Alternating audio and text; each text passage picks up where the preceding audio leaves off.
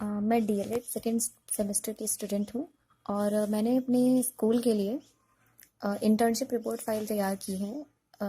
वो मैं आपके सामने प्रेजेंट कर रही हूँ। यहाँ मैंने सबसे पहले अपनी रिपोर्ट फाइल में इंट्रोडक्शन लिखा है। इसमें मैंने बताया है कि हमारा जो स्कूल जहाँ हमें इंटर्नशिप के लिए भेजा गया था, उस स्कूल का नाम क्या है, वो किस ब्लॉक में आता है और किस डिस्ट्रिक्ट में आता है। इसके बाद उस स्कूल के हमारे प्रिंसिपल कौन है। मेरे स्कूल में इंचार्ज प्रिंसिपल थे, बट आप अपने स्कूल के प्रिंसिपल का यहाँ नेम लिख सकते हैं। इसके बाद यहाँ की बीएसए, एबीएसए और एनपीआरसी का नाम आप यहाँ लिखेंगे। यहाँ मैंने आगे की रिपोर्ट फाइल के लिए कुछ यहाँ पॉइंट्स लिख रखे हैं। उन पॉइंट्स के बारे में आप देख सकते हैं। उन पॉइंट्स के आधार पर ही हम आगे अपनी रिपोर्ट फाइल कंप्लीट करेंगे। सबसे पहले हम यहाँ प्रेयर देखते हैं। हमें हमारे स्कूल में जहाँ हमें इंटर्नशिप के लिए भेजा गया है, वहाँ किस तरीके की प्रेयर होती है, वहाँ आपको इसको बताना है। हमारे यहाँ ये वाली प्रेयर होती थी, आपके यहाँ जो भी प्रेयर होती है आप यहाँ लिख सकते हैं। इसके बाद हमें राष्ट्रगान के बारे में बताना जाता है। राष्ट्रगान जो कि सभी स्कूलों में होता है, तो आप यहाँ इसको लिख सकते हैं। इसके बाद है विद्यालय की प्रोफाइल तैयार करना तथा विद्यालयी भौतिक संसाधनों की स्थिति व समालोचना। इसमें विद्यालय की प्रोफाइल तैयार करने हेतु सर्वप्रथम विद्यालय की रूपरेखा को निर्धारित किया जाता है।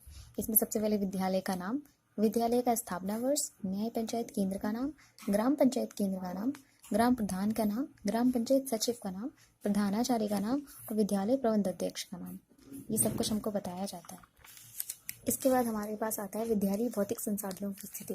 विद्यालयी भौतिक संसाधनों में हमारे स्कूल में जहाँ हमें इंटर्नशिप के लिए भेजा गया है, वहाँ हमारे स्कूल में कक्षों की संख्या कितनी है, छात्रों की संख्या कितनी है, प्राचार्य कक्ष कितने हैं और रसोई कक्ष कितने हैं। इसी प्रकार हम यहाँ पे कुछ पॉइंट्स दे रखे हैं। इसके अनुसार हमें बताना होता है कि हमारे स्कूल में कितने और कैसे भौतिक संसाधन हैं। और ये समालोचना, हमें बताना होता है कि अगर स्कूल में किसी चीज़ की व्यवस्था नहीं है और किस चीज़ की व्यवस्था अच्छी है, इन सब के बारे में हमें यहाँ आलोचना करनी होती है। इसके बाद आता है शिक्षकों का विवरण।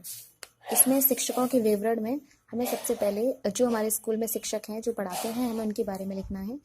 और ये शिक्षक हैं मेरे स्कूल में, इनके बारे में मैंने लिख रखा है। इनके पद का नाम, ये पुरुष हैं अथवा महिला हैं, तथा इनकी शैक्षिक योग्यता के बारे में। और ये चिल्ड्रन राइट्स हैं। हमें चिल्ड्रन राइट्स के बारे में पता होना चाहिए। यहाँ मैंने कुछ चिल्ड्रन राइट्स लिख रखे हैं, आप उनको देख सकते हैं। इसके बाद गैर शैक्षणिक मानवीय संसाधन। गैर शैक्षणिक मानवीय संसाधनों के अंतर्गत रसोइयों और आंगनवाड़ियों के नाम आते हैं। मेरे यहाँ आंगनवाड़ी नहीं थी, लेकिन मेरे यहाँ रसोइयाँ थी, तो मैंने यहाँ रसोइयों के नाम लिख रखे हैं। अगर आपके यहाँ आंगनवाड़ी आती हैं गैर शैक्षणिक मानवीय संसाधन में, तो आप उनके नाम इसी तरीके से लिख सकते हैं और कुल आंगनवाड़ियों की संख्या लिख सकते हैं। यहाँ मेरे यहाँ रसोइयाँ हैं, तो मैंने रसोइयों के नाम लिख दिए हैं। इसके बाद आते हैं रसोइयों के कर्तव्य। इन रसोइयों के कर्तव्य क्या है, इनको किस तरीके से खाना पकाना चाहिए और खाना बनाते समय किन सावधानियों को ध्यान में रखना चाहिए, इस बारे में यहाँ में मिड डे मील के बारे में बताया गया है। दिन के अनुसार किस तरीके का मेन्यू होता है और व्यंजन के प्रकार क्या क्या होते हैं, तथा 100 बच्चों हेतु वांछित सामग्री इसमें बताई गई है। और यहाँ मैंने विभिन्न कक्षाओं में पढ़ने वाले बच्चों के नाम लिख रखे हैं। ये कक्षा 1 में सबसे पहले प्रवेश रजिस्टर संख्या यानी कि एसआर नंबर, क्रम संख्या यानी कि सीरियल नंबर, विद्यार्थी का नाम, उसकी डेट ऑफ बर्थ, उसके पापा का नाम, उसकी माँ का नाम, उसकी कास्ट क्या है और उसके पिता का व्यवसाय क्या है, यहाँ आप मेंशन कर सकते हैं। मैंने इस तरीके से 1, 2, 3, 4 पर, चूँकि मैं डीएलएड सेकेंड सेमेस्टर की छात्रा हूँ, इसीलिए मैंने सिर्फ कक्षा 1 से लेकर कक्षा 5 तक के बच्चों का ही विवरण इस रिपोर्ट फाइल में लिख रखा है।